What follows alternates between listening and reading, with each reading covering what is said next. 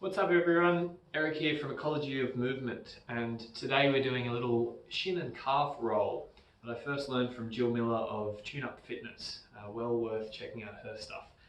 You are going to need 2 yoga blocks, though you can get away with just using one. Best if they're quite hard yoga blocks. You're also going to need a set of yoga tune-up balls or a peanut tool, something similar to that. Before we get started, we're going to do a little check-in, which is essentially coming into a deep squat with your feet together. So a 2-footed pistol position, essentially. You're just going to see how far you can get your heels to the floor. Maybe you need to hold onto a pole or something like that. Just checking the range of motion in your ankles. Good, taking note of that. And then we're going to make a little runway with our yoga blocks and bring the yoga tune-up balls to the front, the back of the runway. And then our shin, right below the knee, is just going to come up onto the balls, and we begin just a slow roll up and down the length of our shin. And if you're anything like me, you're probably going to find a whole lot of tight spots, little gnarly spots along the way. Now, if it's a little too much on the wrists or hands, you could do the same thing on a chair. So just bringing the balls on a chair and that other leg is standing. You can balance with your hands on the chair. It's a little less pressure on the wrists. But for now, just rolling that length. You want to aim for at least 5 seconds on the way down, and about 5 seconds on the way up. We are essentially feeding slack from our shin, from our tibialis anterior primarily, down into our ankle and foot. And then you may have found a couple of tight spots. What I'd like you to do is pause on one of those tight spots. You can lean a bit of pressure into it. If you want to go to level 7, you could bring the other foot up on top. Don't recommend that if it really hurts. And then point and flex that ankle so we're stretching the muscle away from where we're pinning it. And then come off that, move down to another spot, maybe around halfway down. Load it up as much as you like, point and flex. Again, if you're on there and it's just agonizing, the point isn't to push through pain. The point is to find your edge. So everyone's edge is going to be different. And then we're going to go one more spot right down the bottom of the shin. I like to move the front block away and see if I can sit my sitting bone up onto my heel bone. So my ischial tuberosity on my calcaneus, and then I'm just going to bob up and down a little bit. And I'm essentially pushing my shin bones inward toward the back of my lower leg and creating a little bit of space in that ankle. You can even point and flex your foot or invert and evert, so try and make that twisting your ankle motion. Very nice. Coming off that and changing sides. Now we're doing a pretty quick run through, but you can certainly spend quite a bit more time here if it feels like you need it.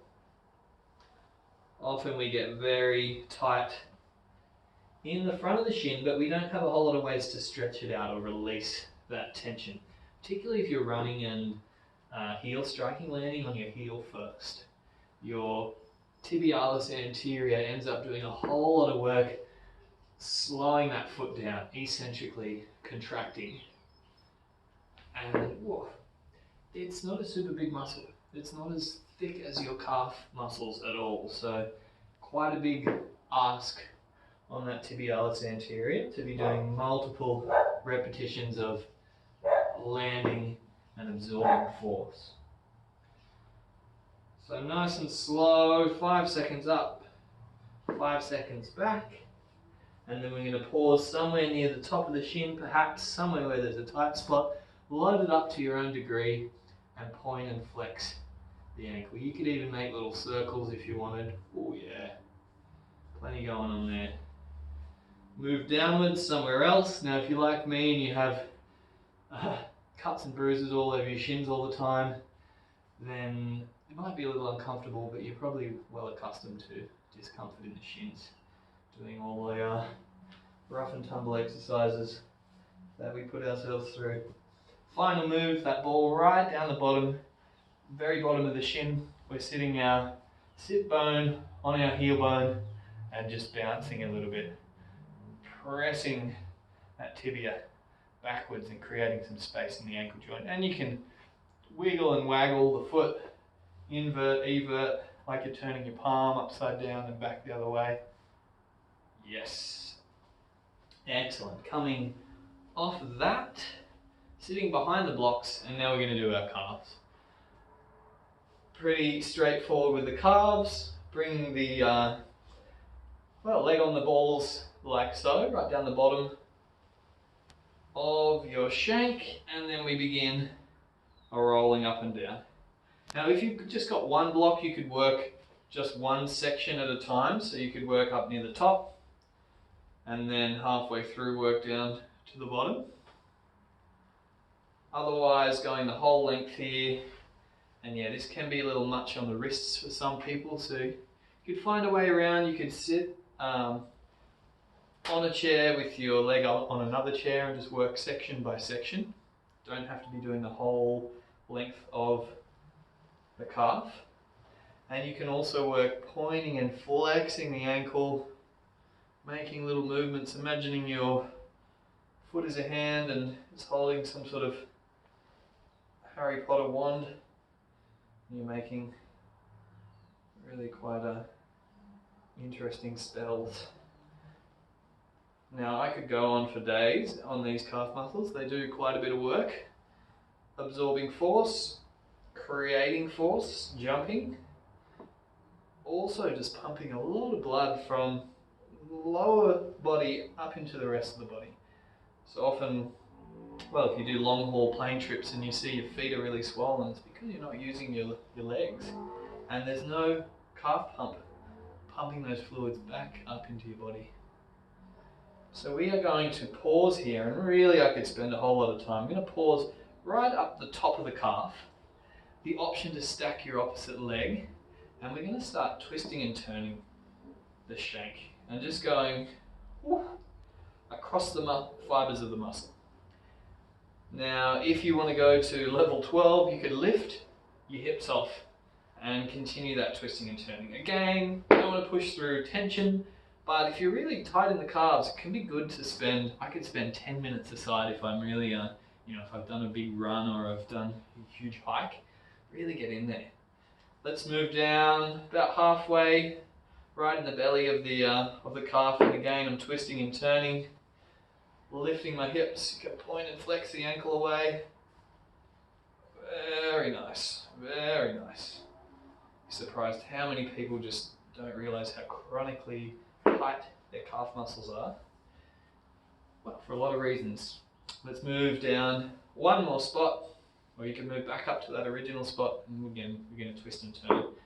We're spending the majority of our life in shoes with heels in them. We are putting our feet in a position of plantar flexion all the time, the ankle in a position of plantar flexion, and it can just chronically shorten your calves. And that can have flow-on effects into your hips, into your knees, your spine, all the way up into your neck and head. So building that really strong, supple foundation in our lower body is going to really positively affect the rest of our body. Now I could go on, but in the interest of time, we're going to come off that and change sides. And we are going for those nice long rolls along the length of the calf. 5 seconds up, 5 seconds down. Now the preliminary research that's been done on calf rolling by Robin Capobianco and co.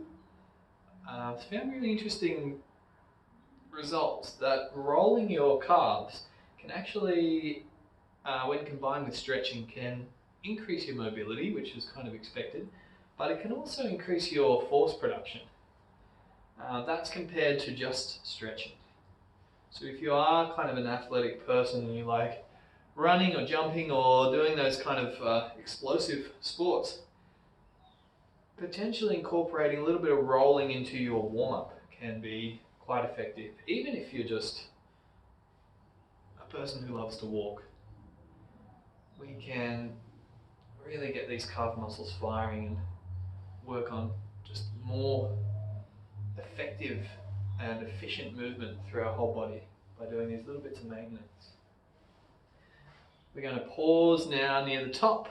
You can load up and begin twisting and turning into those calves. Gastrocnemius, those two big belly muscles on the surface. It's primarily what we're getting, but maybe even touching a little bit on soleus, that deeper calf muscle. Very nice. Wow, there's a whole story going on in this left side for me. Again, twisting and turning. I'm having a friend massaging my calves at an event one time. He's a masseuse, and he's just saying, "Eric, I could be here for hours." And yeah, it wasn't really his responsibility to sort out my calves, which were rock hard and did very little about. Certainly up to me. So we're going to move down one more spot, continue twisting and turn, and do that lift again. So yeah, we can do those little bits of maintenance every day that can have quite a large effect on how we move, on our level of pain, and just free up energy in our bodies for all the other tasks that we want to do. When we have that relatively pain-free body and efficient and effective movement, it's no small thing. It is, in effect, really everything you do. Oh, alright. Again, could be there for quite a while, but let's come off that for now. Come back into our little check-in position, which is going to be heels together, or feet together, heels together if we can, holding onto a pole or support if you need to, and then coming down to the floor and just noticing, can your heels touch the ground? Is it any different than last time? What's happening there? And then you could, supplement that by going out and being just nice and active, putting those calves to use, finding some spring in your step and enjoying being in your body. Thanks.